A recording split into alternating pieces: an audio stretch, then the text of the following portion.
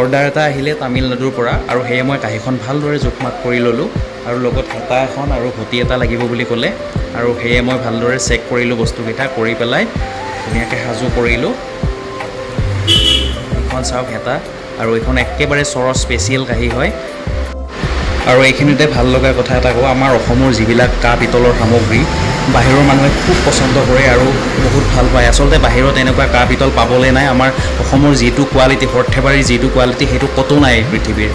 গতিকে এয়া চাওক, মই এড্ৰেছটো ধুনীয়াকৈ লিখি লৈছোঁ। এতিয়া মই যাবলৈ ৰেডি হৈছোঁ, ডাকঘৰলৈ যাম। অকণমান নিজে কাগজ মেৰিয়াই পেকিং কৰি লৈছোঁ, ডাকঘৰত ধুনীয়াকৈ পেকিংটো কৰি দিব বাৰু। এয়া মই যাবলৈ লৈছোঁ, বাই দিলোঁ। এয়া মই ডাকঘৰ পাই গ'লোঁ আৰু ডাকঘৰত যিহেতু ভিডিঅ' এলাও নাই গতিকে ফটো এখনকে মাৰি লৈছোঁ ভালদৰে। আৰু আপোনালোকে এনেদৰে অৰ্ডাৰ কৰিব পাৰে আমাক। আজিলৈ ভিডিঅ'টো ইমানেই, ধন্যবাদ।